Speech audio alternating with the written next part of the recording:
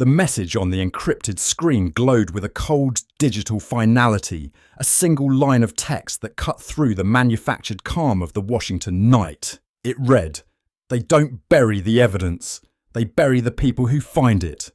Senator J.D. Vance leaned back in his worn leather chair, the faint hum of the server in the corner of his Senate office the only sound breaking the silence. Outside, the lights of the city painted a deceptive portrait of order and progress. But here, in the harsh glare of the monitor, a different truth was taking shape. For hours, he had been piecing together the fragments sent by the anonymous source, a spreadsheet of subpoena records, a heavily redacted internal memo, a clipped email chain. It wasn't a smoking gun, it was the scent of smoke, the subtle but unmistakable trace of a fire burning deep within the bedrock of the institution he was now a part of. The documents pointed to Jerry Nadler, chairman of the powerful House Oversight Committee. On the surface, they depicted routine legislative work. But to an outsider like Vance, someone who had built a career on diagnosing the institutional rot that the establishment preferred to ignore, the pattern was as clear as it was corrupt. Subpoenas were weaponized, launched with surgical speed against political adversaries.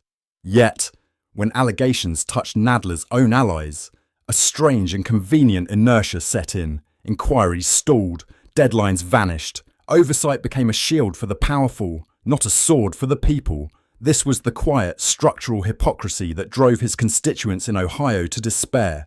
It wasn't the loud, theatrical fights on cable news that eroded their trust. It was the silent, procedural betrayals that happened in rooms like this.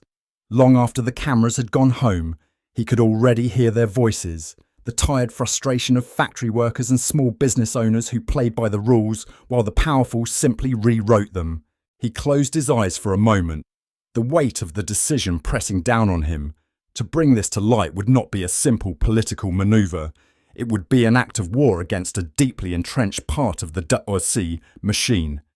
Nadler wasn't just a committee chairman. He was a gatekeeper, a master of the procedural dark arts, surrounded by loyalists who had spent decades learning how to suffocate inconvenient truths. A political attack would be dismissed as partisan grandstanding. He would be cast as a reckless upstart, a rabble-rouser seeking headlines. They would dissect his past, twist his words, and use the full force of their institutional power to crush him. He knew then that he couldn't win this fight with political fire alone. He needed the cold, hard steel of the law. He needed someone who understood not just how to fight, but how to prosecute. Someone who could see through the legal jargon and procedural smokescreens. Someone who had faced this kind of fire before and hadn't flinched. His fingers hovered over the keypad, then stopped. He reached for his phone, scrolling through a short list of contacts until he found the name. He took a deep breath, stood up, and walked to the window, gazing at the distant, illuminated dome of the Capitol. It looked so serene from here, so permanent, a monument to an ideal he still believed in, even if the people inside it had long forgotten it. He pressed the call button. It rang twice before a calm, professional voice answered. "Pam Bondi. Pam, it's J.D. Vance," he said, his own voice low and steady. "I apologize for the late hour." There was a brief pause on the other end. "Senator, nothing in this town ever truly sleeps. What can I do for you?" He didn't waste time with pleasantries. "I have something here, something that I believe points to a systemic abuse of power within the House Oversight Committee. It's dirty, and it's orchestrated by Chairman Nadler." The silence that followed was not one of surprise, but of careful evaluation. Pam Bondi had been Florida's Attorney General. She had navigated the treacherous waters where law and politics collide. She knew what a statement like that truly meant. "What kind of evidence do you have?" she asked, her tone shifting from polite to clinical, the voice of a prosecutor assessing a case file. "Fragments," Vance admitted, "enough to show a clear pattern of bias, enough to raise serious questions about financial misconduct. But it's not a complete picture. It's the beginning of a thread. I intend to pull on it, and you're calling me," she stated, not as a question, but as an observation. "Why?"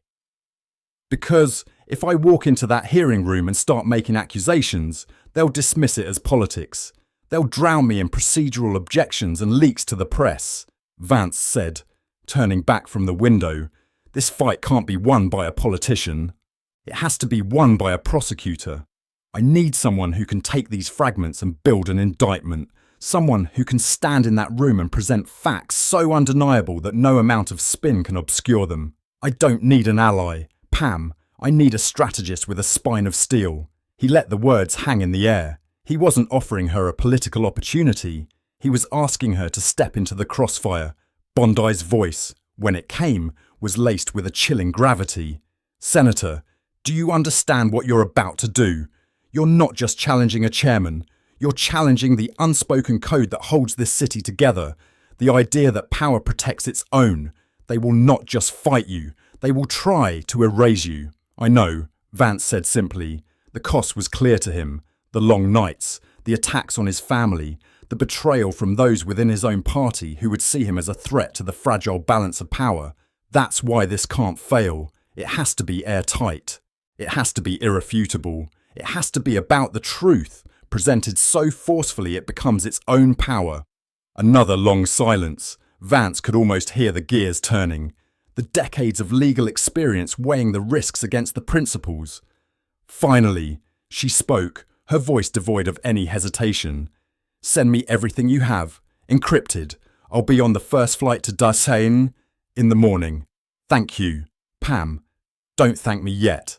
Senator, she replied, a hint of iron in her tone. This is where the hard work begins. He ended the call and placed the phone back on his desk. The room was still quiet, but the air had changed. It was no longer still with the weight of a solitary decision, but charged with the energy of a coming storm. He looked back at the screen, at the tipster's warning. They bury the people who find it. He felt a cold resolve settle over him. Let them try. This wasn't just a fight for his own political survival anymore. It was a fight for every person who had ever looked at Washington and felt powerless. The alliance was forged. The first move had been made. The quiet war for accountability had just begun. The private conference room deep within the bowels of the Capitol complex was designed to be forgettable. It was a space stripped of all grandeur. Its beige walls, polished but sterile mahogany table, and muted lighting engineered to project an atmosphere of bureaucratic neutrality. But tonight, the room was anything but neutral. The air was thick with a tension that felt almost physical, a low-frequency hum of anticipation and unspoken hostility. Jerry Nadler, chairman of the House Oversight Committee, strode in with the practiced authority of a man who had commanded rooms like this for decades. His senior counsel and a handful of junior attorneys trailed in his wake, their movements a choreographed dance of deference. Nadler's confidence was a tangible force field. He adjusted his jacket, cleared his throat, and scanned the faces at the table, his eyes accustomed to seeing loyalty, or at the very least, a healthy dose of fear. He expected a routine briefing, a minor political skirmish to be managed and dismissed. He did not expect to see Senator J.D. Vance seated directly across from him. The sight of the Ohio senator was a discordant note in the carefully composed symphony of Washington power. Vance did not belong here. This was a House committee matter, a sanctum where Senate interlopers were unwelcome. Vance sat with a posture that was defiantly still, his hands resting calmly on the table. He wasn't posturing, he was observing, his gaze sharp and analytical, like a predator assessing its terrain. And next to him, a presence that shifted the room's entire centre of gravity, Pam Bondi. She sat with the quiet, formidable poise of a seasoned prosecutor. In her hands was not a flimsy memo, but a binder, thick and heavy, its spine reinforced with a black tape. It was bursting with annotated tabs in a spectrum of aggressive colours, red, yellow, orange, each one a silent promise of consequence. Her focus was not on the room, but on Nadler. It was a gaze that was not emotional, but surgical, as if she were already mentally deconstructing him. "Senator," Nadler began, his voice dripping with a patronising steadiness that barely concealed his irritation. "This is an unusual intrusion. May I ask what business brings you to a private staff meeting of the House Oversight Committee?" Vance leaned forward slightly, his voice cutting through the pretense. "Let's dispense with the formalities. Mr. Chairman, the American people I represent are tired of them. We're here because we've all received the same anonymous files. But you and I both know this meeting isn't about an anonymous leak.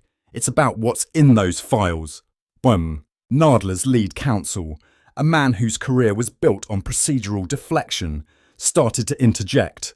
With all due respect, Senator, there are protocols for handling unsubstantiated. Protocols, Vance repeated, the word tasting like an insult. He gestured toward Bondi. That's why Miss Bondi is here. She's an expert in protocols. And the law, she's here to ensure we follow them to the letter. All of them. Bondi wasted no time. She set the binder on the table with a solid, satisfying thud. The sound was a punctuation mark, a rupture in the stale air that made the junior attorneys flinch. The sound of an indictment being served. Mr. Chairman, she said, her tone as crisp and starched as the collar of her white shirt. This meeting is not about brevity. It's about exposure. She opened the binder, and the first page was visible to everyone at the table, a spreadsheet, its columns dense with dates, case numbers, and names. These documents did not come from an external hack or some disgruntled whistleblower acting alone. They were sent directly to my office, with instructions to bring them here. Tonight, a collective, silent breath was held.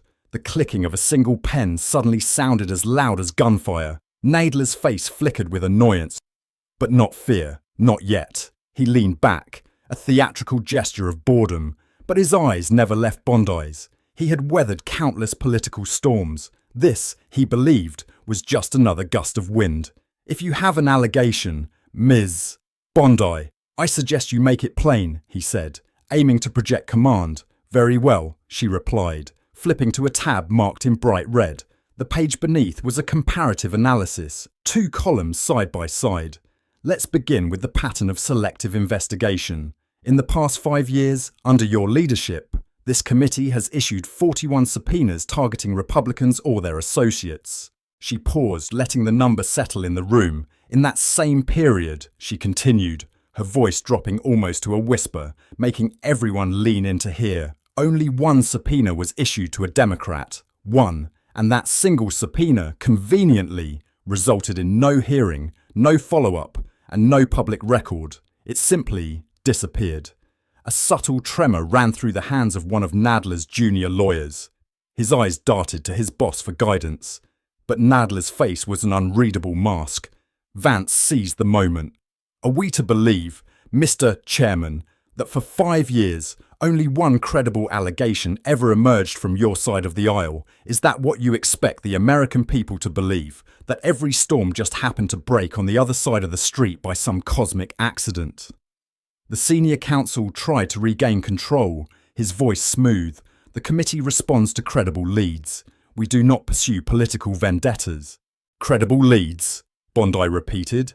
Her tone edged with ice. She turned another page. Then let's talk about credibility. Let's talk about response times. Her finger traced a line on the chart. 6 days. That was the average time from a negative headline about a political rival to a hearing being convened. 6 days. Contrast that with the whistleblower complaint from within the federal budget office, alleging financial improprieties by a senior Democratic staffer. That complaint was received by this committee 9 months ago.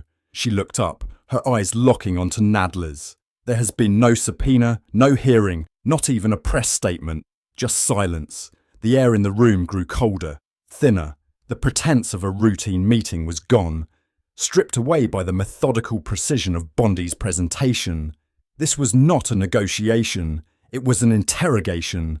Nadler finally broke his stoic facade. A defensive smirk hardened his features. This is an ambush, a politically motivated stunt. Vance leaned forward again, his voice resonating with a quiet intensity. No, Mr. Chairman, the only thing political in this room is the fear of losing control.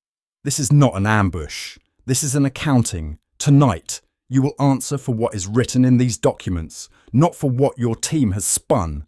And this is only the beginning. Bondi's hand hovered over the next tab in her binder, her eyes never leaving Nadler's.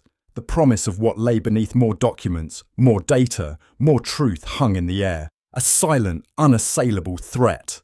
The rules of the game had just been rewritten, and Jerry Nadler, for the first time in a very long time, was no longer the one holding the pen. The morning after the midnight upheaval, The James Madison Oversight Chamber was a tinderbox waiting for a spark. The room thrummed with a nervous but an electric anticipation that clung to the air like humidity before a storm. Every seat in the gallery was filled. Journalists were pressed shoulder to shoulder, their faces illuminated by the glow of their laptops. A silent army poised to broadcast every word, every flinch, to a waiting nation. The harsh white lights of the television cameras beat down on the high-backed leather chairs, turning the polished wood of the dais into a stage. Jerry Nadler sat rigidly at the head of the panel, his expression a carefully constructed mask of impassivity. But a faint, rhythmic twitch in his jaw betrayed the tension coiling just beneath the surface. He leaned toward his microphone, ready to assert control, to frame the narrative before it could be wrested from him. But J.D. Vance spoke first. He didn't rise from his seat. He didn't raise his voice.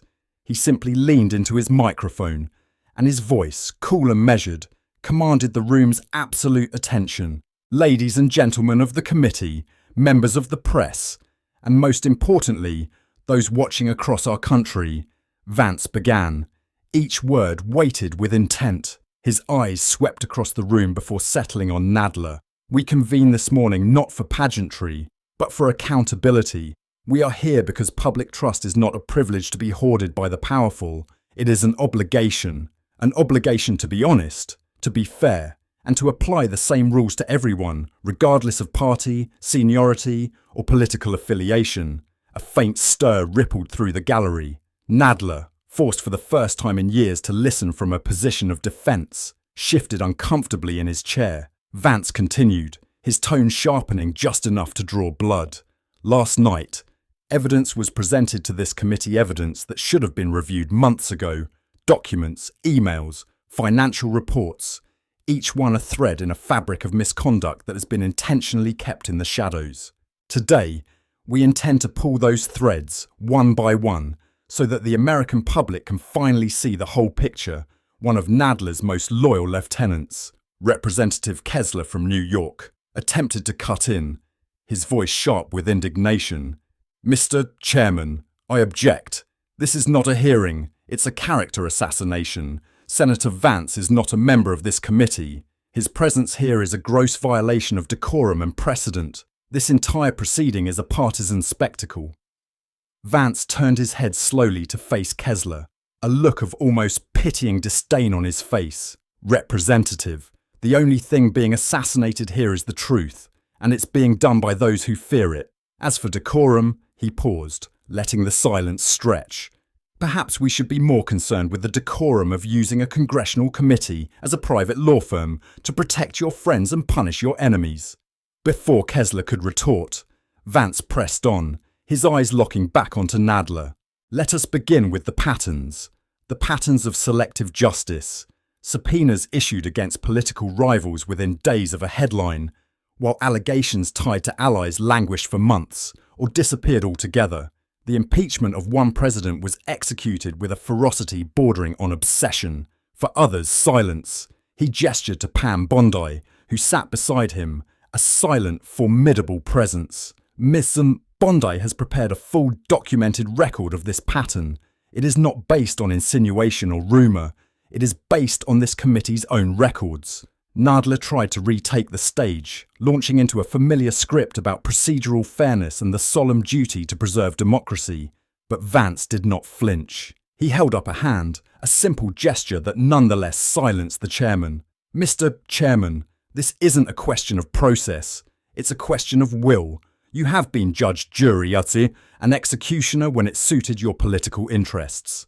But when the rules threatened your allies, you rewrote them in real time. You didn't just wield oversight as a sword, you used it as a shield for your own." The tension in the room built with every word. Congressional staffers watched with growing anxiety, aware that every phrase now carried the power to end a career. The press leaned forward, pens poised, hungry for the soundbite that would define the day. Nadler's camp, sensing their old defences failing, tried again to derail the proceedings, objecting to the personal tone of the remarks. Vance's response was clinical, delivered with the precision of a scalpel. It's only personal when accountability becomes inconvenient, when the light is shined on you. A sharp, sir, collective intake of breath followed. The challenge was open, direct and unanswerable. Vance had reframed the debate. This was no longer about partisan squabbling. It was about fundamental fairness.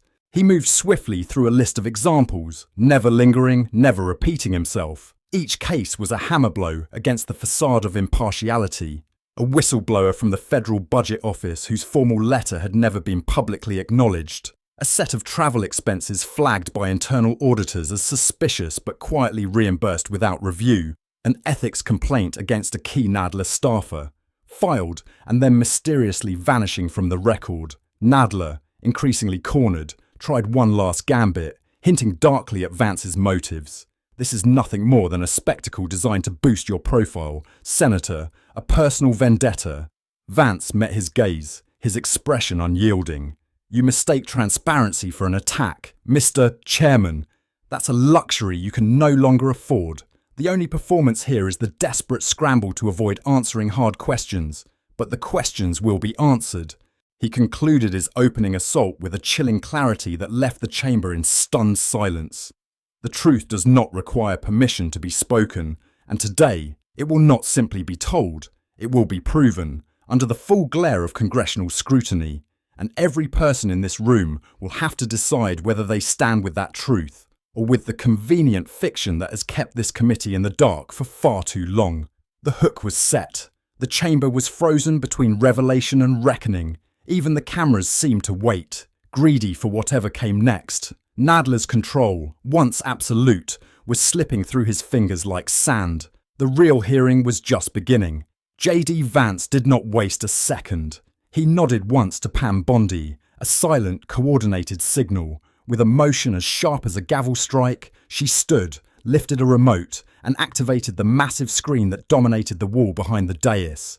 Instantly, the chamber, already tense, filled with a new electric silence as the first slide flashed to life. It was not a talking point or a political cartoon. It was a spreadsheet cold, stark, and irrefutable. It detailed the Oversight Committee's subpoena record for the past 5 years, every figure, every name, and every partisan imbalance laid bare beneath the relentless glare of public exposure. The camera operators in the press gallery zoomed in, their lenses capturing the stark black and white of the data. Every journalist in the room craned forward, fingers poised above keyboards, desperate not to miss a single number. Bondi's voice was steady, devoid of emotion, yet every syllable dripped with unspoken indictment. "Let us dispense with spin," she began, her tone that of a lecturer presenting an undeniable scientific proof. "Here are the facts. Under Chairman Nadler's leadership, this committee issued 41 subpoenas targeting Republicans or their associates. The targets ranged from cabinet members to private citizens, based on allegations often sourced from anonymous media reports." She let the number hang in the air for a moment, a stark monument to a lopsided agenda. Then, she advanced to the next data point. In that same 5-year period, only one subpoena was issued to a Democrat. This single subpoena was related to a minor campaign finance filing error. It resulted in no hearing, no follow-up, and no public record of its resolution. The matter was, in the committee's own words, handled internally. Nadler's face twitched. He forced a dismissive shrug, a piece of political theatre meant to project nonchalance, but the effect was hollow. One of his loyal staffers, Representative Larkin, attempted a save, his voice rising with practiced indignation. "We pursue evidence, not vendettas." The committee responds to credible leads, wherever they may lead. Vance leaned into his microphone, his voice cutting through Larkin's defence like a razor. "A fascinating theory, Representative. So, the theory is that for half a decade, only one credible lead for misconduct happened to emerge from one side of the political spectrum. Is that the official position? Are we to accept that integrity is a partisan trait? The American people are not that naive." A ripple of murmurs ran through the panel. Bondi, unfazed, clicked to the next slide. This time, the chart compared the average response time to allegations. 6 days, Bondi announced, her voice clear and precise. From a negative headline concerning a political opponent to a full committee hearing, that was the average. The urgency was palpable. Staff worked weekends. Press releases were drafted in advance. She paused, her eyes sweeping over the committee members. Contrast that with a cache of internal emails, which our office has confirmed this committee received 10 months ago, implicating a senior Democratic staffer in financial improprieties. The response time for that credible lead. It is, as of today, still pending, no subpoena, but no hearing, not even a preliminary inquiry, just silence. A junior committee lawyer, seeing his superiors falter, tried to steer the conversation back to the safety of procedure. Ms. Bondi, the committee follows established protocols. Bondi cut him off, not with a raised voice, but with a sharp, dismissive glare that made him physically recoil. Protocols that mutate depending on the political affiliation of the subject. Show me the section of your rules that prescribes selective justice. I invite any member of this committee to point it out in the official record. I will wait. She paused, letting the challenge hang in the air, daring anyone to answer. None did. The silence was an admission of guilt. She continued, methodical and unrelenting. Look closely at these investigations. The pattern is not only in the targets, but in the aftermath. She clicked again. The slide shifted to a table of outcomes. Publicised hearings, with witnesses paraded before the cameras for political opponents. For friends, quietly closed files, with conclusions often sealed from public view. Vance picked up the thread, his voice resonating with moral authority. This wasn't just about wielding oversight as a sword. Mr. Chairman, you used it as a shield. You didn't simply attack your enemies. You actively protected your allies. That isn't oversight. It's camouflage. It's a perversion of the very purpose of this committee. Nadler, now visibly agitated, resorted to his final, familiar defense. Oversight is not a weapon, he insisted, his voice strained. It is a safeguard of our democracy. Bondi's retort was swift, her tone sharp enough to cut steel. Democracy dies. Mr. Chairman, when its safeguards are handed exclusively to partisans and painted as principles, this record is not subtle, it is systematic. The press, smelling blood, began to stir. Questions started to fly from the gallery, sharper, more sceptical, even hostile. Chairman Nadler, do you deny that your committee targeted rivals disproportionately? Is there an official explanation for this disparity? Nadler stammered, then fell silent. The mask of control was slipping with each passing second. Bondi, however, did not stop to savour the moment. She advanced through case after case, never losing momentum. Whistleblower complaints filed, then lost in a procedural quicksand. Ethics referrals flagged for urgent review, only to be accidentally delayed until after an election. These numbers do not lie, she concluded. The final, damning totals glowing on the screen behind her. They do not shade or spin, but those in power have always known how to bend the law until it breaks. Nadler stared at the screen, his lips pressed into a thin, bloodless line. His eyes darted from the damning figures to his allies, as if searching for a lifeline.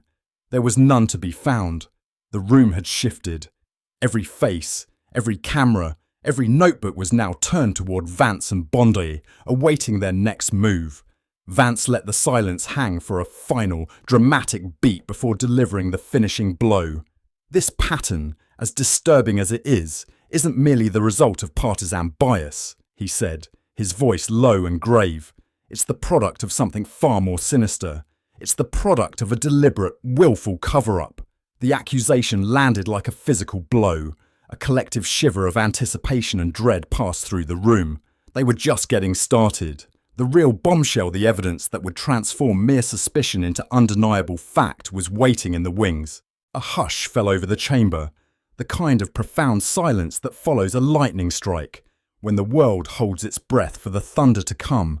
The damning numbers from Bondi's presentation still glowed on the main screen, a digital scar on the committee's reputation.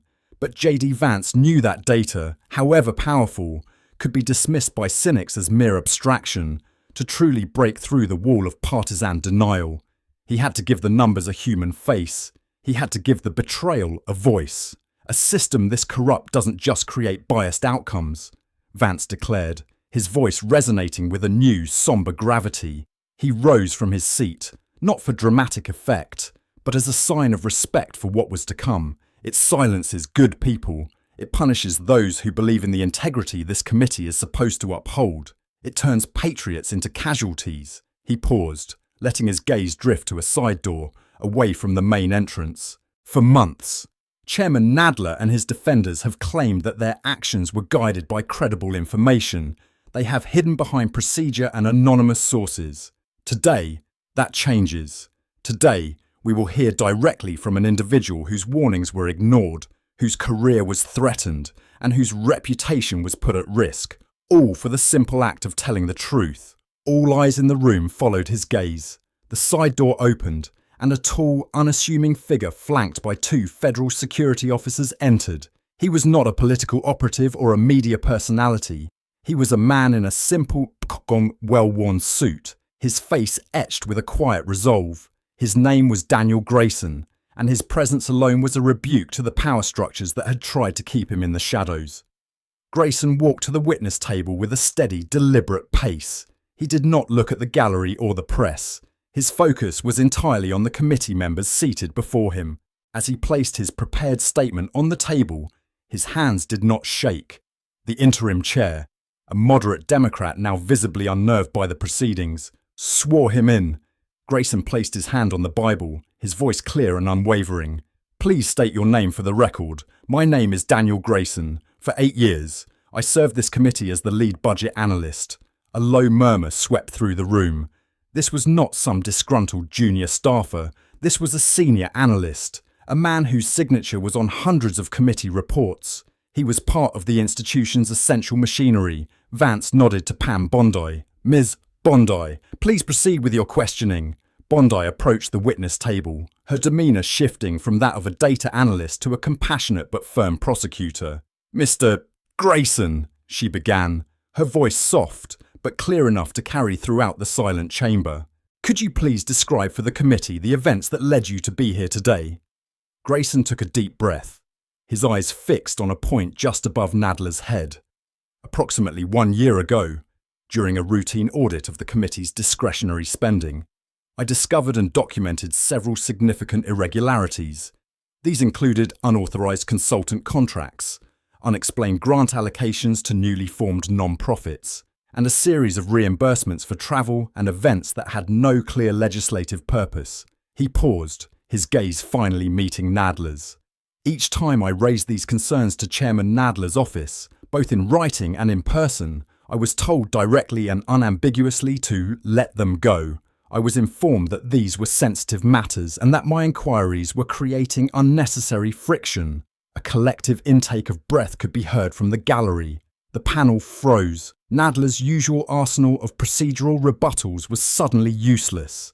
Grayson's voice was unadorned by anger or drama, but its calm certainty hit harder than any theatrical accusation. "In one instance," Grayson continued, "after I refused to sign off on a vendor invoice that did not match the committee's own authorization records, I was summoned for a closed-door meeting with the chairman's chief of staff. The message was not subtle. I was told that my career advancement depended on my being a team player.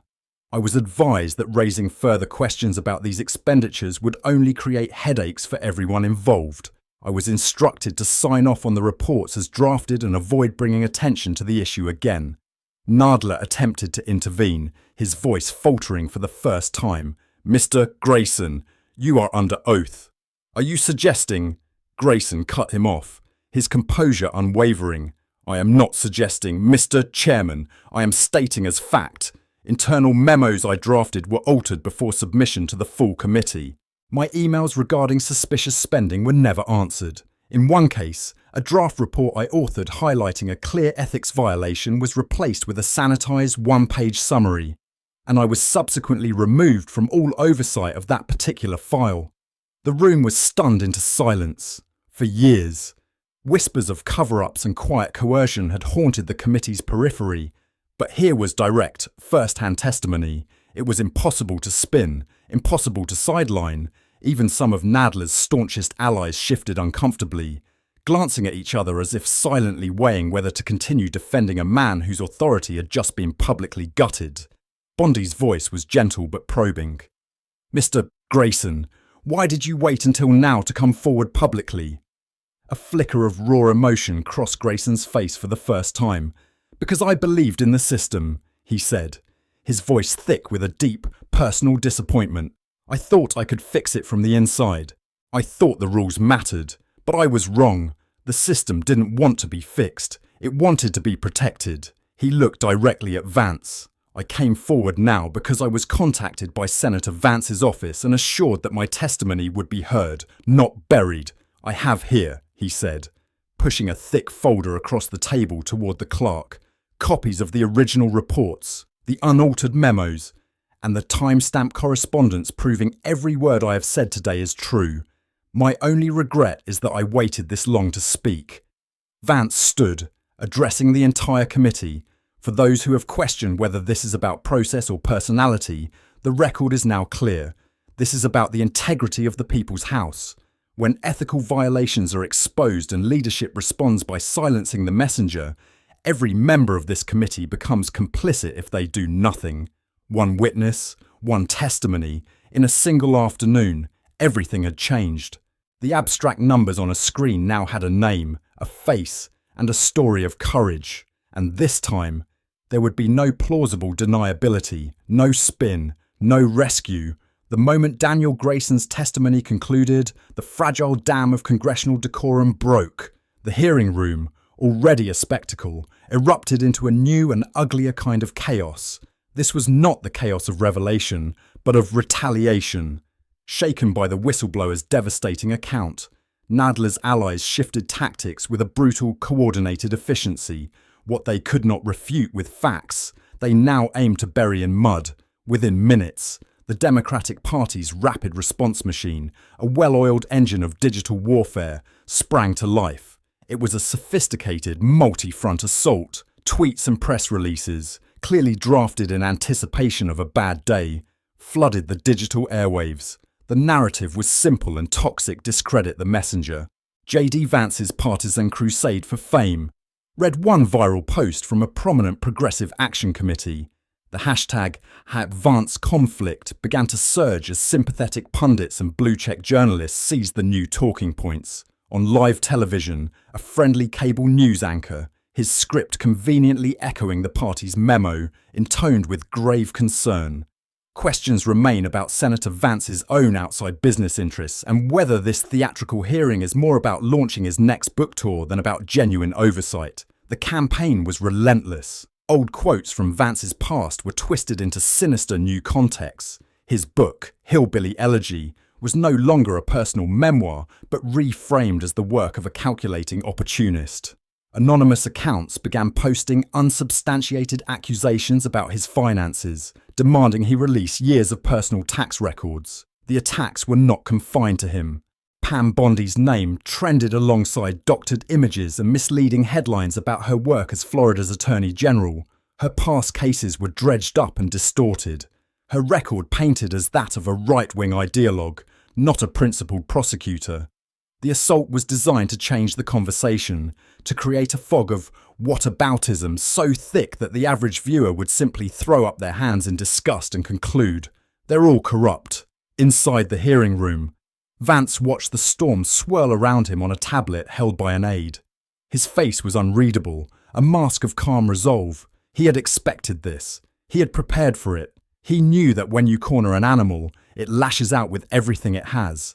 He felt a quiet internal struggle, the instinct to lash back, to meet their fire with his own. But then he glanced at Bondi, who sat beside him, her focus entirely on her notes, unmoved by the digital hurricane raging around them. Her composure was a silent reminder: a desperate enemy makes mistakes. Let them. He took a deep breath, steeling himself. This was the moment that defined a leader, not when the fight was going his way, but when the enemy's poison was seeping into the air, tempting him to abandon his principles and join them in the mud. He had to show the people watching that he was effervescent. When the hearing reconvened, Representative Kessler, Nadler's attack dog, seized the floor. "Mr. Chairman, before we proceed, I believe it is essential for the American people to be aware of the serious conflicts of interest at play here. Senator Vance has his own political ambitions to consider, and Ms. Bondi's history as a partisan operative is well documented. How can we trust the integrity of this process when it is being led by individuals with such clear agendas? The room waited for Vance's explosive retort. Instead, he responded with a disarming, almost weary calm.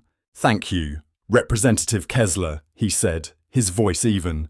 "Thank you for proving my entire point." Kessler blinked, momentarily thrown off balance. Vance continued, addressing not Kessler, but the entire room and the cameras. "For the past hour, we have presented documented evidence, subpoena records, internal memos, first-hand testimony from a decorated public servant.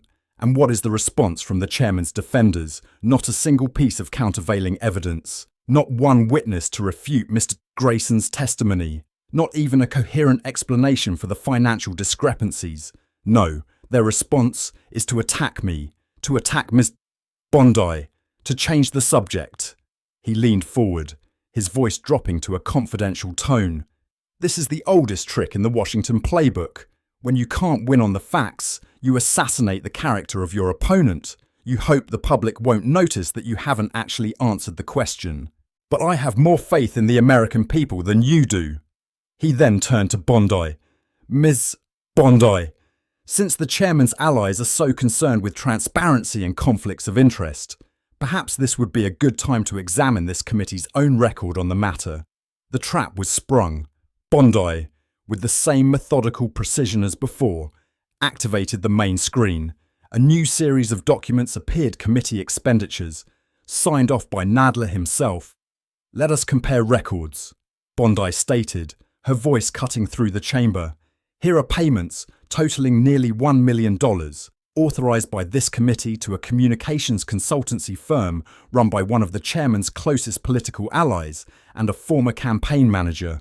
She clicked to the next slide. "Here are receipts for first-class international travel, labelled public business, but which coincided perfectly with high-dollar campaign fundraising events in 3 key districts." Another click. "And here are grant funds, routed through a series of intermediaries with documented ties to a super PAC supporting the chairman's own party. Each instance was approved by Nadler. Each expense was justified only after the fact, and only when pressed by internal auditors like Daniel Grayson." The room was hushed. The spectacle of personal attack had given way to the colder, harder gravity of documentary proof. Nadler tried to dismiss the evidence, his voice strained. "These are desperate deflections. You are flailing, trying to distract from your own conflicts." Vance met him with a look of withering disdain. "Distraction only works when there is something to hide. Mr. Chairman, my record is public. My finances are an open book. Is yours?" He paused, letting the challenge land with the force of a physical blow. "I'm not the one who signed off on these payments. You are." The strategy from Nadler's side had not just failed, it had backfired spectacularly. Reporters who had eagerly jumped on the Vance conflict bandwagon now found themselves confronted with evidence they could not easily ignore. On social media, the narrative began to fracture. The tide was turning. Not because of a clever PR strategy, but because of a simple, powerful contrast. One side was slinging mud, while the other was presenting receipts. Vance ended the exchange with a verdict that landed like a final gavel. In a dirty fight, the cleanest person often draws the most blood. When those in power cannot refute the facts, they resort to character assassination. "I will not be intimidated, and I will not be diverted. We will get back to the evidence." The chamber was silent, but for the furious tapping of journalists' keyboards. In a war of mudslinging and toxic politics, Vance and Bondi had made themselves untouchable not by hiding from the dirt, but by shining a harsh, unforgiving light on the mess their adversaries had tried so desperately to conceal. The real financial evidence, the heart of the corruption, was yet to come. The air in the hearing room had shifted from tense to suffocating. The failed character assassination attempt had left a vacuum, and into that void, J.D. Vance and Pam Bondi prepared to pour the most combustible evidence yet. This was the heart of the matter, not just the abuse of power, but the monetization of it. The moment where political hypocrisy crossed the line into a sprawling financial shell game, paid for by the American taxpayer. Vance took the floor, his demeanor now devoid of any political rhetoric. He spoke with the cold, hard clarity of a man laying out the final, irrefutable proof in a capital case. For the past few hours, we have demonstrated a pattern of behaviour, a pattern of selective justice, of silencing whistleblowers, and of using personal attacks to deflect from the truth. But the question remains why? Why go to such lengths? Why risk so much to maintain control? The answer, as it so often is in this city, is about money. He gestured to Bondi, who stood ready at the presentation screen. Her manner was controlled, almost clinical, as she directed the clerk to switch the main display to a new series of documents. The screen pulsed to life, not with spreadsheets this time, but with scanned invoices, wire transfer confirmations, and signed contracts, all meticulously labelled and colour-coded. Red flags highlighted questionable expenditures, and dotted lines traced the flow of money from one entity to another.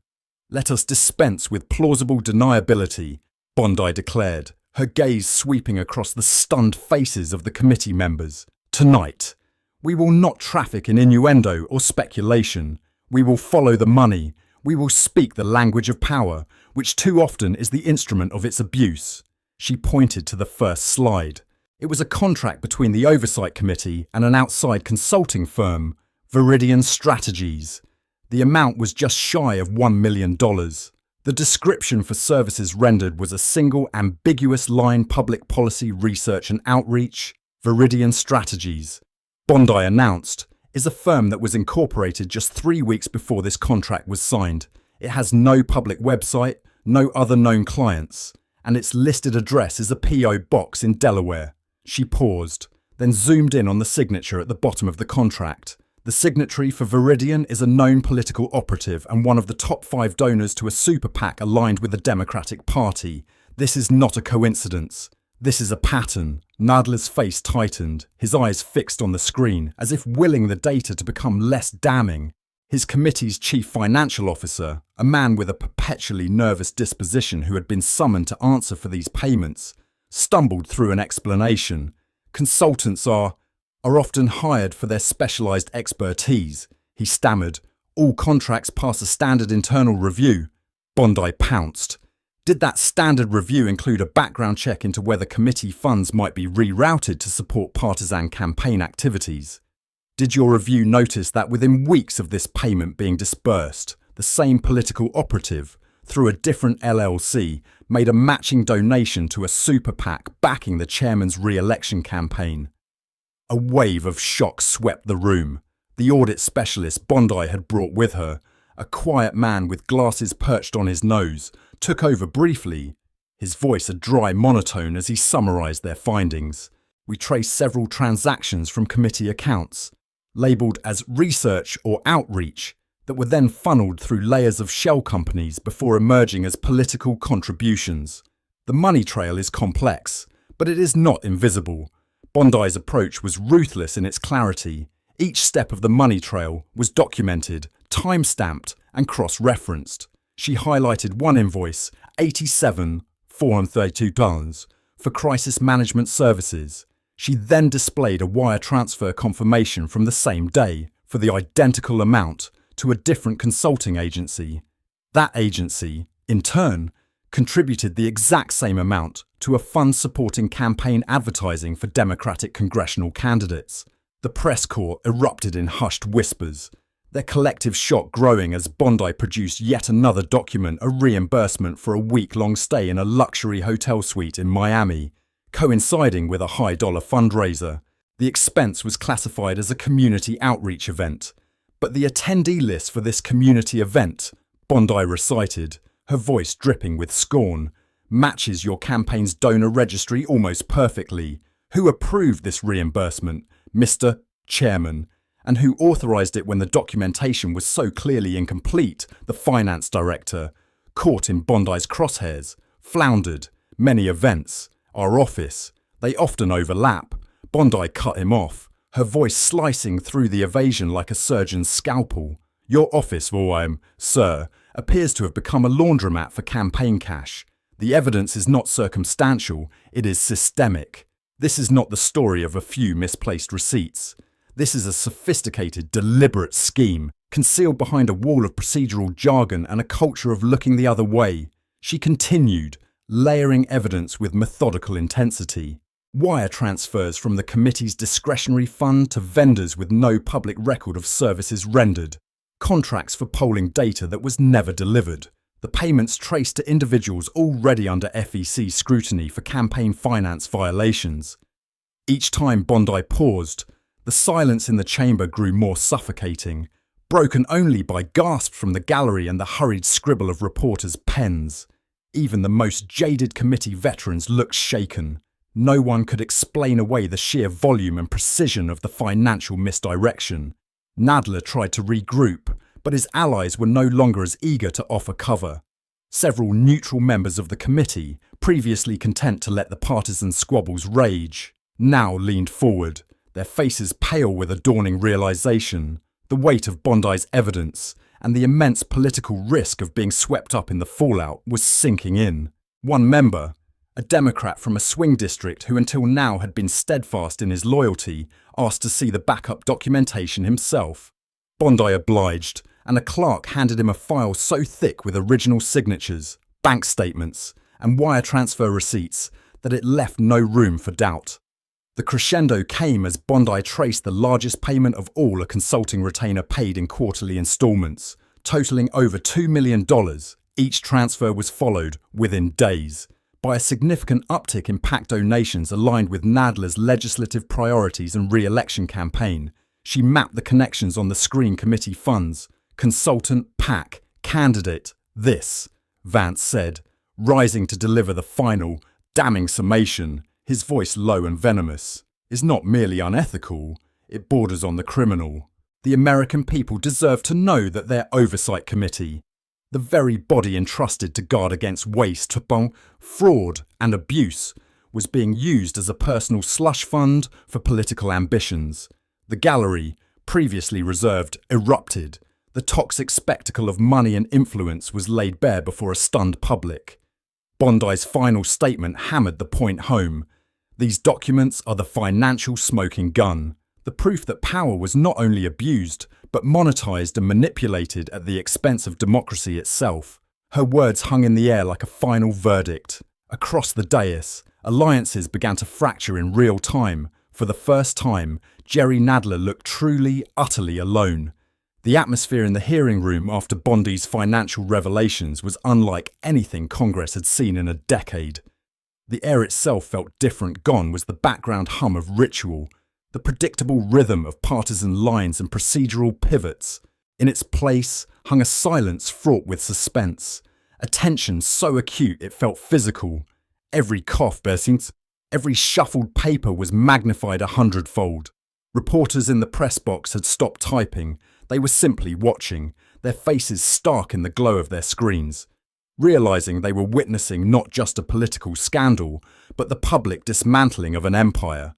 After a brief, heavy recess, the committee members reassembled, but the power dynamic had shifted in ways that were seismic and irreversible. As Jerry Nadler took his seat, there was a visible crack in his composure. His eyes, usually alive with shrewd calculation, were dulled by an unfamiliar anxiety. The authoritative posture was gone, replaced by a rigid, almost defensive stillness. He no longer commanded the room, he merely occupied a space in it, a ghost at his own political funeral. J.D. Vance, meanwhile, radiated the kind of quiet confidence that comes only when the truth is incontrovertible and the momentum is yours. He sat motionless, his files stacked with a neatness that belied the havoc he had just unleashed. He didn't need to speak.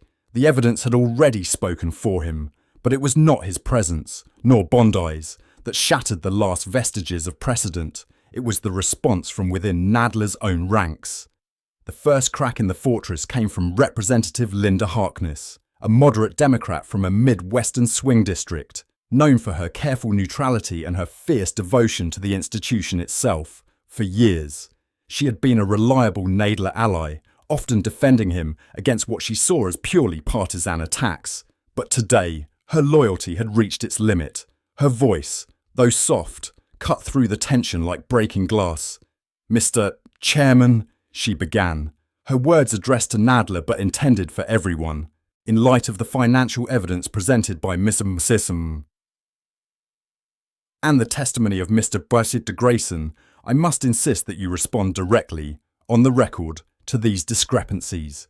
Silence is no longer a tenable option for the leader of this committee. A wave of murmurs swelled from the gallery. This was not an attack from a political enemy. This was a plea from a friend, and it was devastating. Before Nadler could formulate a response, he was hit by a second, even more stunning blow. Two other moderate Democrats, both long-time Nadler allies who owed their committee positions to him, declared that their continued support would be a betrayal of their oath. If we do not hold our own leadership to the same standard we demand of others, one of them said, his voice trembling with a mixture of anger and regret, then we forfeit the right to demand accountability from anyone else. The credibility of this entire body is at stake. A tremor of uncertainty rippled through the remaining loyalists. Nadler attempted to summon the old tactics. His voice strained as he began to invoke parliamentary privilege and the need for a formal, internal review. But the words were hollow. No one moved to shield him. One by one, the expected chorus of objections failed to materialize. The room's very atmosphere had changed. Members physically shifted their seats, angling their bodies away from Nadler's line of sight, as if his proximity had become politically radioactive. Some glanced nervously toward Vance, not with hostility, but with a new grudging respect, as if measuring the risks of crossing a man who had so thoroughly proven his case. The cameras captured everything, the nervous whispering in the corners of the chamber, the frantic, hushed text messages being fired off to party leadership, the palpable sense of a political order collapsing in on itself. Vance did not gloat. He merely watched, his expression grim, waiting for Nadler to speak. For a long moment, the chairman appeared on the verge of a retort, his old instincts struggling against the new, cold reality that he now stood utterly alone. When he finally opened his mouth, his voice was stripped of its old bravado, thin and almost pleading. The committee has always operated within the bounds of the law, he began. But Harkness cut him off, her patience clearly exhausted. Within the law is no longer the standard we are discussing. Mr. Chairman, above suspicion is, do you deny the existence of these contracts, these wire transfers, these authorizations that bear your signature? Nadler hesitated. A fatal public hesitation. The spell was broken. I will need time to review the documentation, he said, the excuse sounding weak even to his own ears. Vance anticipated the dodge, his voice cutting in with finality. All the documentation is in the official record, Mr. Chairman. It has been for hours. If you have an explanation for the American people, now is the time to offer it. His words echoed in the chamber, an ultimatum from which there was no escape. Every camera was trained on Nadler's stricken face. His usual allies could not step between him and the reckoning. The fracture was public, immediate, and irreversible. A senior Democrat, her reputation staked on a career of bipartisanship, rose and addressed the room, her voice heavy with sorrow.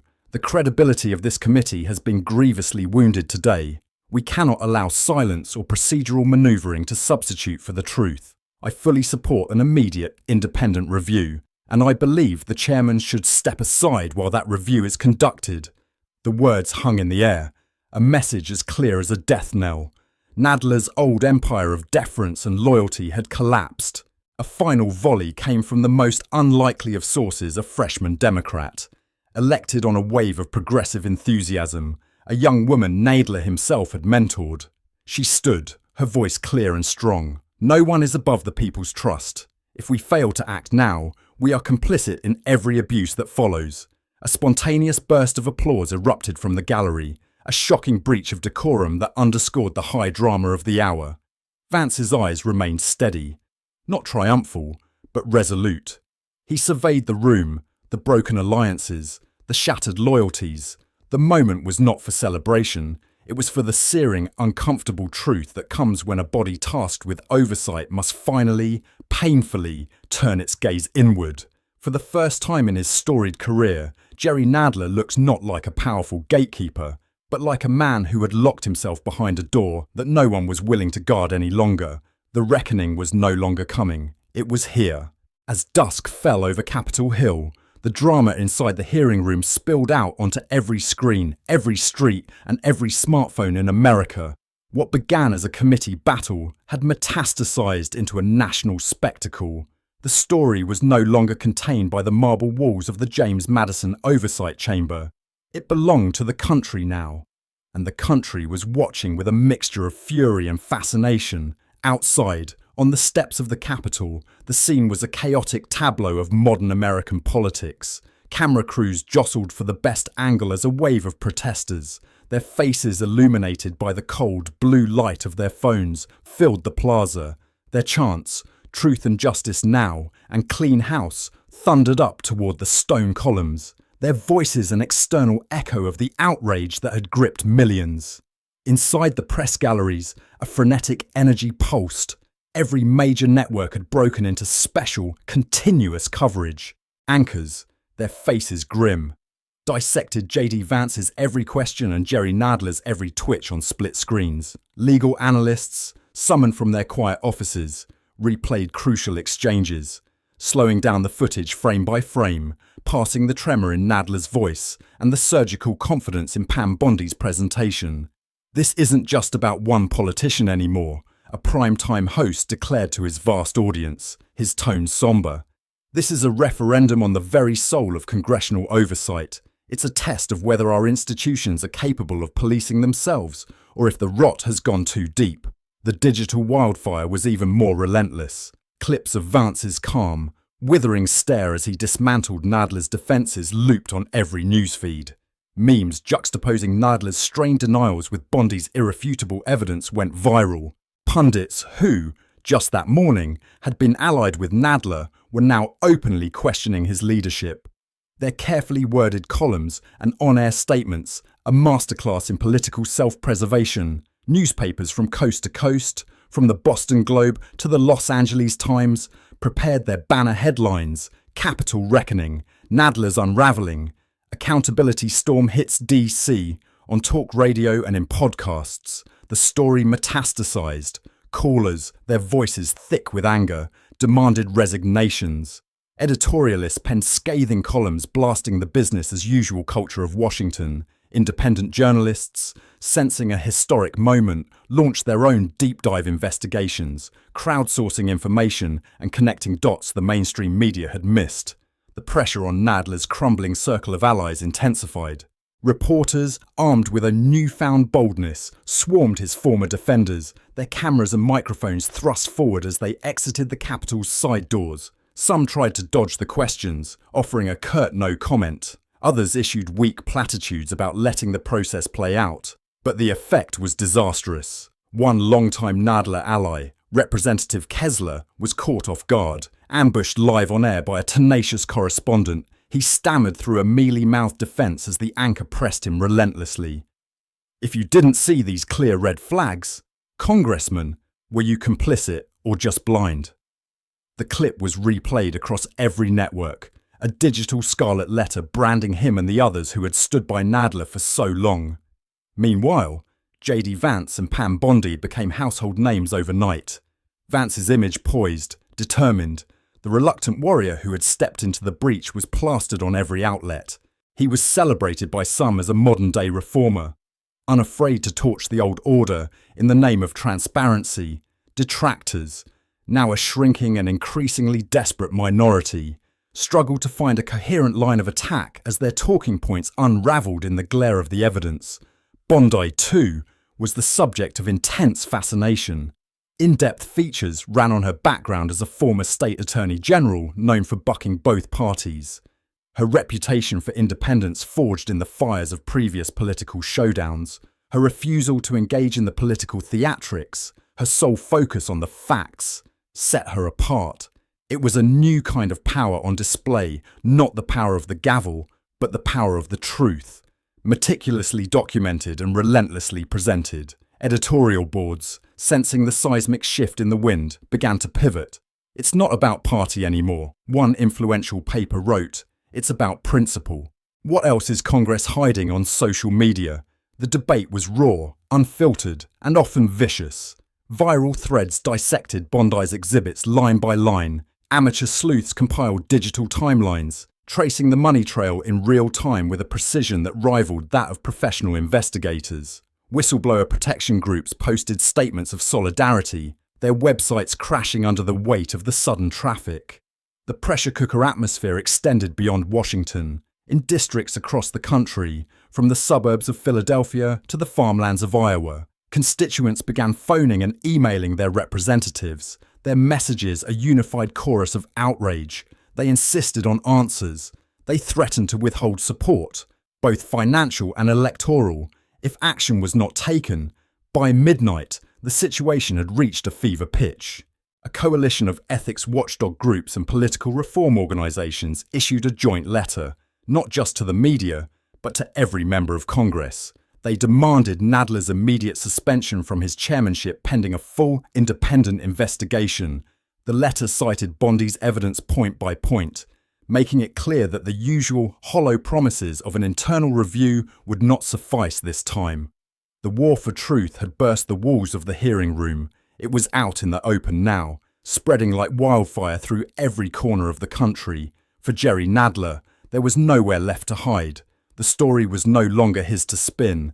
It belonged to a public that was awakened, angry, and demanding not just answers, but consequences. By the time the sun rose over Capitol Hill the next morning, casting long, stark shadows across the city, the chill in Jerry Nadler's world had become unmistakable. It was a profound, creeping cold that had nothing to do with the autumn air. The corridors outside his ornate office, once a bustling hive of ambitious staffers and confident visitors, were now marked by an uneasy, echoing quiet. In the corners of Democratic lawmakers' suites, conversations happened in low whispers over hastily closed laptops. The fallout from the hearing was everywhere, and for the first time in years, the powerful machinery of party loyalty had begun to grind to a halt. Inside Nadler's private office, the mood was tense and airless. His closest advisors had gathered, but the circle was thinner than it had ever been before. Gone were the familiar, loyal faces who had always stood shoulder to shoulder with him in moments of controversy.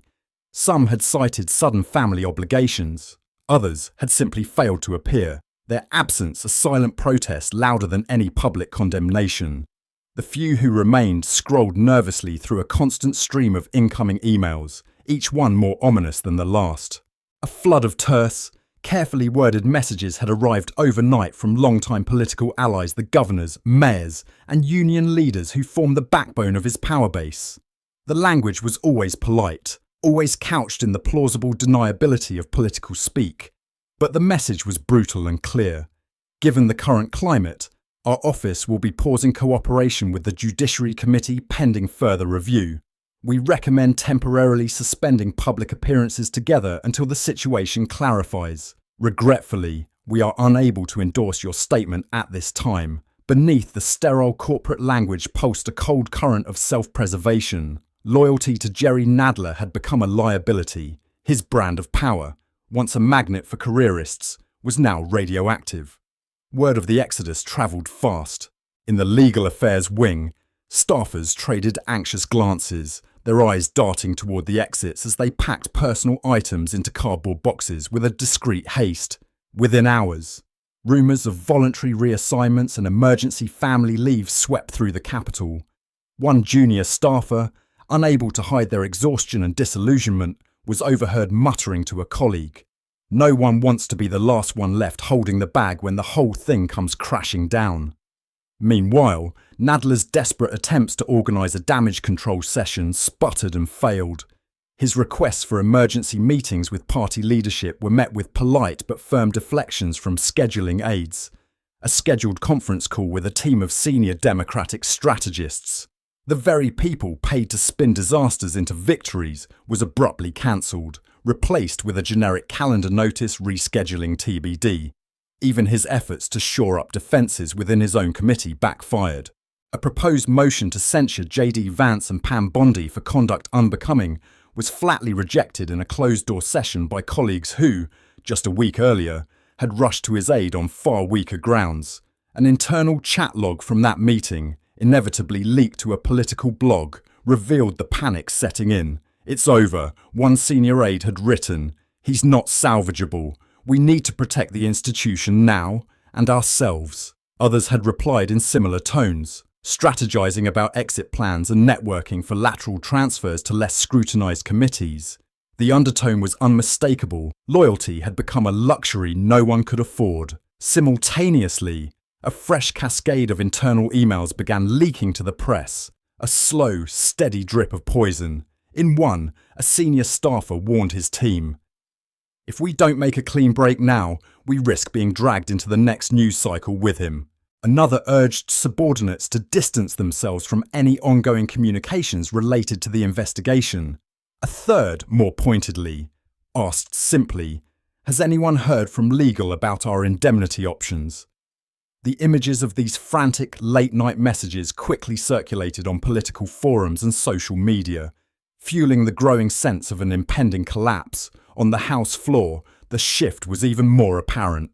Long-time allies who had once vied for photo opportunities with Nadler now kept their distance, some leaving votes early, others feigning urgent phone calls rather than be caught in the same camera frame. Reporters pressed them for comment, but the responses were all variations on a single, hollow theme. The committee is in a period of transition. We are committed to transparency and will support a full independent review. For Nadler, each polite, evasive soundbite was another nail in the coffin of his congressional authority. Outside the committee's offices, journalists staked out the exits, their cameras ready to capture the exodus. One senior Democrat, a man who had spent years defending Nadler's reputation, simply shook his head when approached by a reporter. "Sometimes," he said quietly, his voice heavy with resignation, "the best you can do is know when it's time to walk away." The quote ran in headlines across every major news outlet before noon. As day faded into a grey, unforgiving afternoon, Nadler sat alone in his office, reviewing the wreckage. The ornate chair beneath him, once a symbol of unassailable authority, now felt more like a sentence. He understood, for the first time, what it meant for power to become an island. The lifelines he had sent up the chain of command were either ignored or outright rejected. No rescue was coming. The isolation was absolute. And outside his door, the world waited, hungry for resolution. Dissent had become desertion. Power had become poison. All that remained was for Jerry Nadler to face the music, utterly and completely alone. With no allies left to fight for him, Jerry Nadler was forced to do the one thing he had always counselled others against, step into the harsh, unforgiving glare of the cameras alone. He chose a stark woe, fluorescent-lit briefing room, a space devoid of the comforting symbols of his power, no Grand Committee seal, no polished gavel, no backdrop of loyal aides. The room's sterile, impersonal nature seemed to amplify the chill in the air. The seats before him, usually filled by a mix of friendly and adversarial faces, were now occupied by a single, monolithic entity, a cold, sceptical press corps that had smelled blood in the water and was now circling for the kill. Nadler's steps were deliberate as he walked to the podium, but his posture betrayed a heaviness he could not conceal. He looked like a man steeling himself for battle, knowing the field was no longer his. Behind him, a single attorney stood with folded arms, his expression grim, scanning the reporters for any sign of unpredictability. Gone were the communication strategists and party handlers. In their place was only the last line of legal defence. As the cameras snapped to life and the red recording lights glowed, Nadler cleared his throat, the sound unnaturally loud in the tense silence. He began with a line he had rehearsed 100 times, hoping it would project strength. "Let me be clear," he said, his voice echoing off the sterile walls. "These recent allegations are not only unfounded, but are the product of a coordinated political campaign designed to discredit my decades of public service and to distract from this committee's real and important work." His tone was forceful, but the edges were frayed. The once commanding cadence of a powerful chairman was replaced by the strained, defensive notes of a man on trial. Even he seemed to feel the futility of the moment. "My record of service to this country and to my constituents speaks for itself," he continued, his eyes scanning the room, searching for a single sympathetic face and finding none. "I have always placed the interests of the American people above partisan politics, and any suggestion otherwise is a gross and malicious misrepresentation of the facts. But the press corps was unrelenting. A barrage of hands shot up, voices overlapping with questions that cut through his scripted lines like shards of glass. Mr. Chairman, how do you explain the emails instructing your team to delay oversight for political reasons, shouted a correspondent from a major network. What about the documented financial links between committee contracts and campaign super PACs? Another pressed, his voice sharp. Will you commit, right now, to a full, independent investigation of your office, with no preconditions a reporter from a leading newspaper demanded? Nadler tried to pivot, to fall back on the familiar tactics. He insisted that the timing of the leaks was clear evidence of political sabotage. He spoke of due process. He blamed the opposition, but the reporters were like a pack, refusing to be thrown off the scent. A CNN correspondent, refusing to yield the floor, interrupted him. Sir, why did your committee ignore Daniel Grayson's whistleblower complaints for nearly a year? Before he could answer, another reporter, from a local New York paper that had endorsed him for years, followed up, her voice laced with disappointment. If you have nothing to hide, Mr. Chairman, why not release all internal documentation immediately and clear your name? Each answer Nadler attempted was more evasive, more circular than the last. He invoked the sanctity of internal deliberations, questioned the motives of his accusers, and spoke in vague terms about ongoing reviews. The room felt smaller with every sentence, as if the walls themselves were closing in on him, the pressure of the unanswered questions becoming a physical force. His lawyer, sensing a complete collapse, tried to intervene, stepping forward to caution that ongoing reviews prevented comment on certain specifics, but the press would not be redirected. A young political reporter, her voice ringing with a fresh, unjaded incredulity, pressed the point that sealed his fate.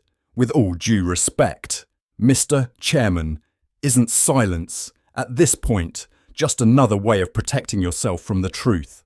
Nadler's response was not a statement, but a visible flinch. He offered a forced, thin-lipped smile, a slight shake of the head, and another hollow deflection. But the damage was done. That single, unguarded moment of retreat only served to deepen the sense that his era of authority was truly over. Outside the briefing room, the fallout hit with viral force. As the live footage streamed, social media erupted. Clips of Nadler's most evasive moments, his awkward pauses, his frustrated sighs, his clipped non-answers were instantly transformed into memes and trending topics. Satirical edits set his denials to circus music. Political comedians, watching live, seized on the awkward spectacle for their opening monologues. News aggregators published highlight reels of the press conference that changed everything. For every minute, Nadler struggled to regain his footing. 100 new digital jokes cemented his decline in the public's memory. Inside the room, the mood turned from adversarial to almost pitying. The silence between questions grew longer as some reporters, no longer hoping for a real answer, scribbled quietly, already shaping their headlines. Nadler defiant, but cornered, a career unravelling in real time. Others simply stared, their skepticism hardening into a quiet, final judgment that no prepared statement could ever undo. At last, Nadler ended the briefing abruptly. "I will continue to serve my constituents and uphold the values of this institution," he declared, his voice strained. "I will not be intimidated or deterred by these politically motivated attacks." He stepped away from the podium as questions continued to rain down on him. His refusal to engage further only deepened the sense of an ending. His attorney trailed him out of the room, fielding last-minute shouted questions with terse denials and warnings that no further statements will be made at this time. As Nadler exited, the cameras lingered on the empty stage, that image of the abandoned podium, stark and isolated under the harsh lights, instantly became the new icon of the scandal. Newsrooms dissected every moment, every word, every look of resignation that had flashed across his face. Editorials appeared within the hour the press conference that sealed Nadler's fate. In the quiet, powerful circles of Washington, talk of resignation and succession grew from a whisper to a roar. The moment that was supposed to restore confidence had instead made his downfall unmistakable. Sometimes, the harshest verdict is delivered in the space between the words, For all his pronouncements, Jerry Nadler had answered nothing, and in the glare of the truth, his silence was a confession. The day after Nadler's disastrous press conference, the battle moved from the court of public opinion back to the formal wood-panelled chambers of Congress. The silence in the committee room was different now. It was not the tense, anticipatory silence of a confrontation, but the suffocating, somber silence of a final judgment. The moment Pam Bondi placed a heavy black binder labelled Full Ethics Submission on the long conference table, the atmosphere shifted. For months, rumours and fragments of evidence had circulated. But now, the reckoning took physical form, a thick, damning dossier brimming with names, dates, contracts and signatures. The interim chair, the moderate Democrat Linda Harkness, who had been thrust into the leadership role after Nadler was forced to recuse himself, nodded gravely. Gathered around the table were congressional counsel, special investigators from the ethics office, and clerks, their faces set in grim lines of anticipation. The usual partisan bickering was absent. Today was not about politics, it was about procedure. The cold, inexorable machinery of institutional accountability finally grinding into motion. J.D. Vance was present, but he sat in the back, away from the main table. His role as the catalyst was complete. He was now an observer, a witness to the process he had set in motion. This was Pam Bondi's arena. She rose, her tone steady and unwavering, devoid of any hint of triumph. She spoke not as a political victor, but as an officer of the court, presenting a case. She opened the first tab of the binder. This submission, she began, her voice clear and precise. Details 4 primary charges against Chairman Nadler, each supported by extensive corroborating evidence. First, willful misuse of committee funds. This includes payments authorised for projects that never existed, reimbursements for travel and events that were demonstrably tied to personal or political gain, and the funneling of taxpayer money to partisan consultants through shell corporations. We have provided full financial tracing for over $2 million in questionable expenditures. With every charge, she produced the evidence. Itemised invoices appeared on the large screen behind her, projected in cold, damning detail. Redacted email chains showed staffers questioning the expenses, only to be overruled. Sworn testimony transcripts from vendors and former aides were cross-referenced. Second, deliberate suppression of whistleblower reports and direct obstruction of mandated internal reviews. We submit the complete, unedited testimony of Daniel Grayson, along with his original unaltered memos. We also submit evidence that at least 2 other internal complaints regarding financial misconduct were received by the chairman's office and were subsequently buried, never reaching the official record. The room sat frozen. Even the hum of the cameras seemed to momentarily fade. Some members took notes with shaking hands. Others simply stared at the evidence, their own political positions suddenly feeling precarious. Who else knew? Who else had looked the other way? Third, intentional destruction or concealment of official records. This charge is based on forensic analysis of committee servers, which shows a pattern of deletion of key documents and email threads immediately following internal inquiries. This activity impeded oversight and is a clear violation of federal transparency requirements. The interim chair, Harkness, interrupted, her voice strained. "Ms. Bondi, is this analysis conclusive?" "It is," Bondi replied without hesitation. The analysis was conducted by a non-partisan, independent cybersecurity firm. Their full report is included in Exhibit C. It is definitive. And finally, Bondi said, her voice dropping slightly, adding to the gravity of the final charge. Fourth, multiple breaches of congressional ethics. This includes clear conflicts of interest with outside contractors, the filing of falsified financial disclosures, and the consistent misrepresentation of committee business for political advantage. The final page of her presentation was a bombshell. It was a newly obtained, signed affidavit from Nadler's own former chief of staff, the very man who had warned Daniel Grayson to let it go. In the affidavit, he corroborated that Nadler had personally ordered the redaction of damning information from official committee reports before they were sent to the public printer. Gasps rippled through the gallery. This was not just a whistleblower. This was a betrayal from the deepest part of Nadler's inner circle, the ultimate act of self-preservation. Bondi closed the heavy binder and pushed it gently toward the center of the table. "This record is not submitted as an act of vengeance," she stated. Looking at each member of the committee in turn, "It is submitted as a warning to every member of this institution who believes accountability is optional, a warning that the truth, no matter how deeply it is buried, will eventually find its way to the light." Harkness, her face pale, formally received the binder. "The committee thanks you for your thorough work." "Ms. Bondi," she said, her voice heavy. She then instructed the clerk, "Let this entire submission be entered into the official record, and let it be known that this committee will now commence a full, formal investigation based on these charges. There will be no delays." The gavel came down with a solid, definitive thud that echoed in the shocked stillness of the room. For a long moment, nobody spoke. The weight of the moment was immense. Across Washington and far beyond, the news exploded. "Bondi delivers fatal blow," screamed one news alert.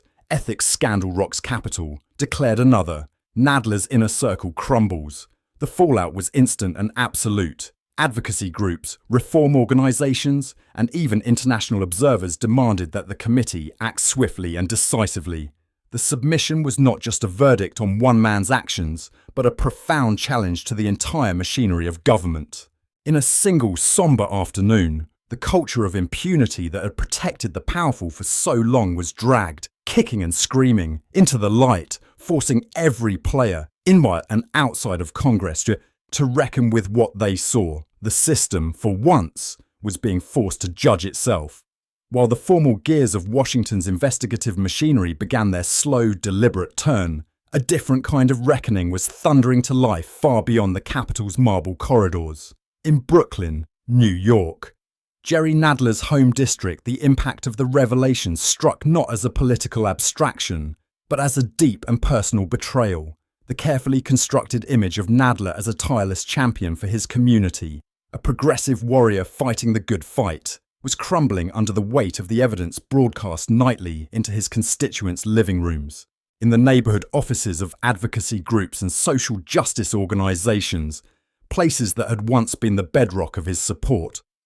Urgent strategy sessions unfolded late into the night.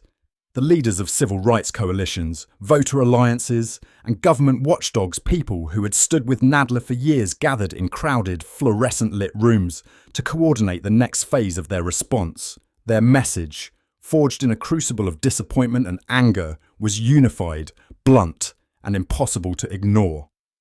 It was time for Congress to open its books and clean its house, starting with their own representative. Within days, press releases blanketed the local media, demanding an independent inquiry not just into Nadler, but into the entire oversight process. Reform groups, once focused on national issues, pivoted to the local, scheduling a series of accountability now town halls. Their energy was contagious, spreading to grassroots chapters across the borough. Social media became a battlefield.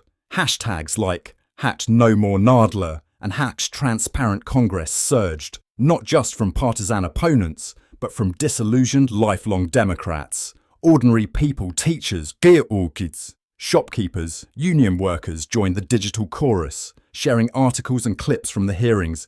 Their comments a raw mix of fury and sorrow. At the Brooklyn Civic Center, a town hall meeting organized by a coalition of community groups drew a standing room-only crowd. The air in the packed hall was electric, charged with a sense of historic grievance. Local news channels filmed long lines snaking around the block, a testament to the depth of public feeling. Inside, the debate was raw and intensely personal. Some of Nadler's lifelong supporters, their faces etched with pain, voiced their sense of betrayal. "I voted for Jerry Nadler in every election since I was 18, one woman declared, her voice cracking with emotion as she spoke into a microphone. "I believed in him. I defended him." To find out that the committee he led was being used like this, it feels like a punch to the gut. "We demand his resignation." Others, fiercely protective of their political champion, claim the scandal was exaggerated, a right-wing media trap designed to take down a powerful progressive voice. "This is a political hit job, orchestrated by people like J.D. Vance who don't share our values," a man shouted from the back, his face red with anger. At one point, Two rival speakers nearly came to blows before organisers calmed the crowd with a powerful reminder. "This isn't about party loyalty anymore," the moderator yelled over the din. "This is about trust. Can we trust the people we send to Washington to do the right thing when no one is looking?" The ripple effects spread fast. Student leaders at Brooklyn College released a public letter, signed by hundreds, calling for Nadler's immediate suspension from all committee duties. A coalition of influential faith leaders from across the borough condemned any delay in the investigation as a stain on the conscience of New York. The city's powerful unions, long a reliable and formidable part of Nadler's political base, issued a stark ultimatum in a press release. "If our representatives cannot be trusted to police themselves, then we will find new ones who can, overnight." The phone lines at Nadler's district offices lit up with a relentless flood of calls. Staffers, overwhelmed and demoralised, listened to hours of messages, some furious, yet others pleading, but all demanding action. Not to be outdone, national reform groups, sensing a pivotal moment, descended on Brooklyn, eager to harness the local outrage into a broader campaign. Advocacy organisations bought ad space on city buses and subway billboards. Their messages stark and simple: demand a new code of ethics for all oversight committees. Open letters, with thousands of digital signatures from residents of the district, ran in city newspapers, each name a testament to the growing demand for accountability. The drama was not confined to the city limits. Lawmakers back in Washington watched the Brooklyn firestorm with rising alarm, feeling the pressure mount with each new headline and broadcast. The message from Nadler's own constituents was clear and relentless. It created an impossible dilemma for his remaining Democratic colleagues: support Nadler and risk being tarred by association, branded as defenders of a corrupt system by their own voters, or break ranks and face the wrath of a party leadership desperate to contain the damage. The air outside Nadler's Brooklyn district office grew tense as protesters and supporters alike began to hold daily vigils, waiting for news of the impending vote on his suspension. A single person's actions had cracked the system, but only the collective, unyielding pressure of a community could truly bring it down. The entire country was now watching to see who would bend and who would finally break. Under the glaring, unforgiving lights of the congressional chamber, the gravity of the moment was unmistakable. Every seat in the gallery was filled. Rows of journalists were pressed shoulder to shoulder at the back, their pens poised, their cameras streaming live to a national audience that was no longer just a passive observer, but an active participant in the drama. This was no longer just a story of one man's fall from grace. It was a reckoning for the very idea of untouchable power in American politics. The atmosphere was charged with a tension so palpable that even veteran lawmakers, men and women who had weathered decades of political warfare, could not hide their nerves. They sat stiffly in their seats, avoiding eye contact, their faces a mixture of grim resolve and political anxiety. At the front of the chamber, J.D. Vance stood not at a podium, but with his state's delegation, a silent observer to the process he had initiated. His presence was a quiet reminder of the investigation's relentless force. Pam Bondi was seated in the gallery, her expression unreadable, a strategist watching the final moves of a complex game play out. The interim chair, Linda Harkness, her voice steady but heavy with the weight of her duty, called the House to order. The usual preliminary chatter and procedural motions were dispensed with. There was only one item on the agenda. The House will now proceed to the vote on the resolution to suspend Representative Jerry Nadler from his chairmanship of the Committee on Oversight and Accountability, pending the conclusion of a full and independent investigation by the Office of Congressional Ethics. She did not need to elaborate. Every person in the room and every person watching at home knew the charges. They knew the evidence. They knew the stakes. The clerk will now call the roll. A heavy silence descended as the clerk began to call out the names, one by one, in alphabetical order.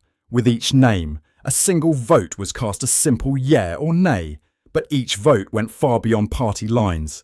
For the Democrats, a yea was an act of political mutiny, a vote against their own leadership, but a nod to the overwhelming pressure from their constituents and their own conscience. A nay was a vote of loyalty to a fallen leader, but a dangerous gamble that the public's anger would eventually fade. For the Republicans, A Yi was an obvious choice, but one that came with the sober understanding that the new standard of accountability being set today could one day be applied to them. As the votes were called, the camera operators panned across the faces of the lawmakers. They captured the nervous sweat on one representative's brow as he cast his vote, the defiant glare of another, the pained, sorrowful expression of a third who had been a friend of Nadler's for 30 years.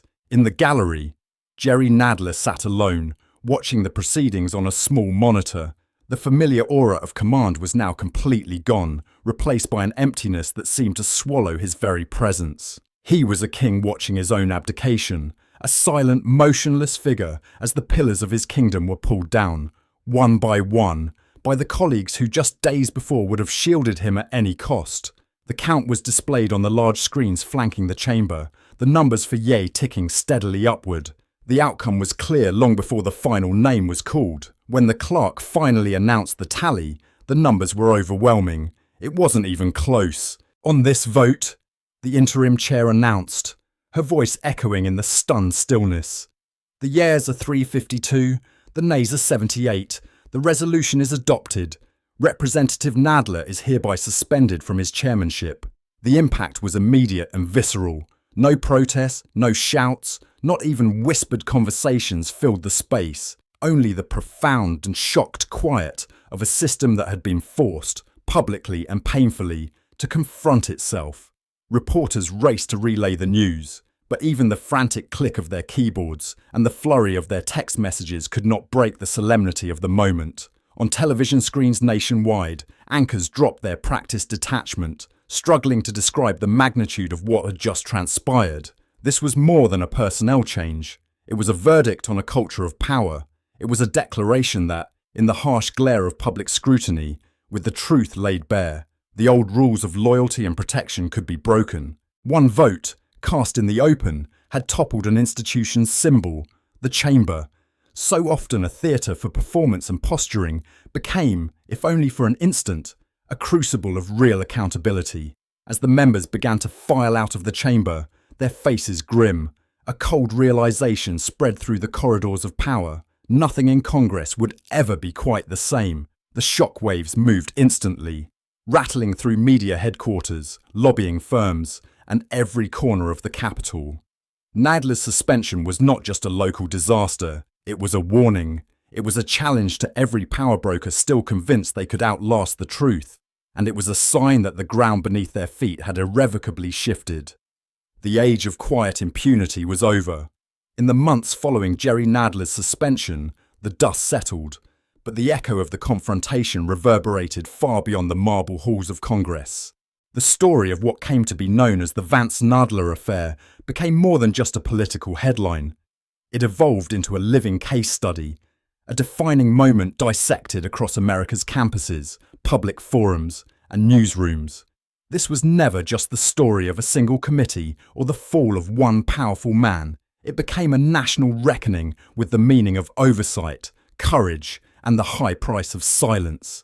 The reverberations were immediate and global. Every major network opened with breathless coverage, their panels of analysts scrambling to assess the political and cultural shockwaves. The story spilled across borders.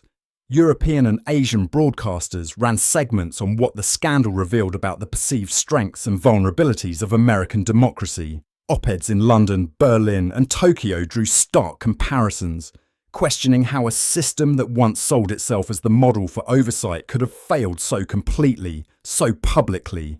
On Capitol Hill, the impact was as seismic as it was personal. Congressional offices buzzed with a new and nervous energy as lawmakers, shaken by the spectacle of Nadler's public downfall, ordered immediate internal reviews of their own compliance records.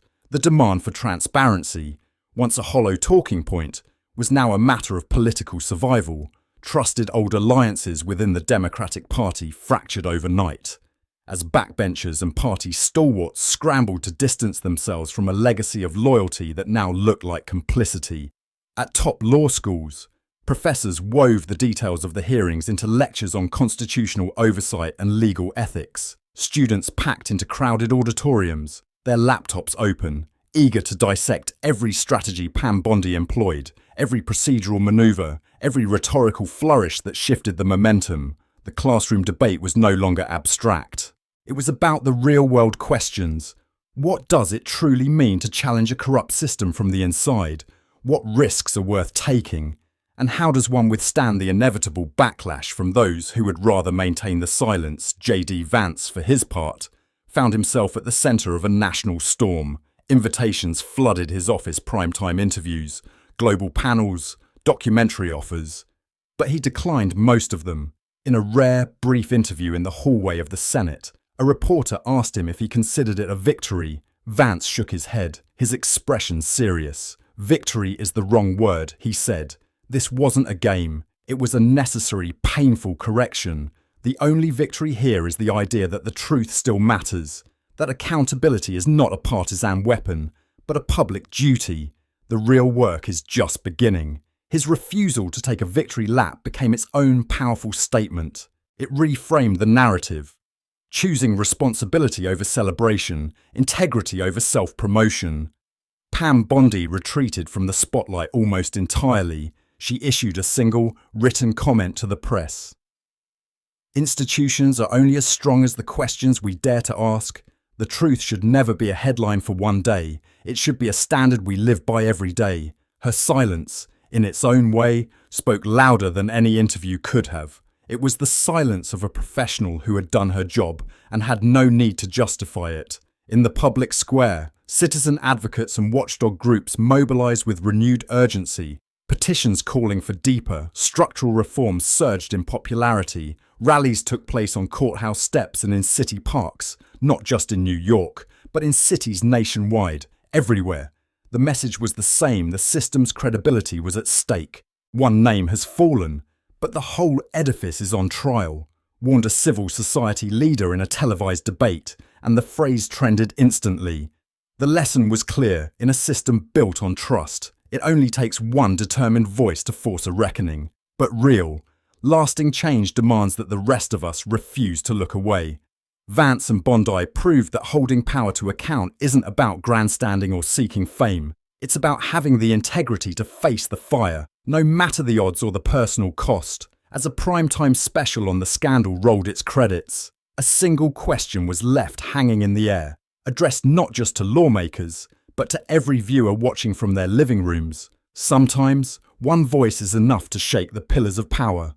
When your moment comes, will you be silent, or will you speak?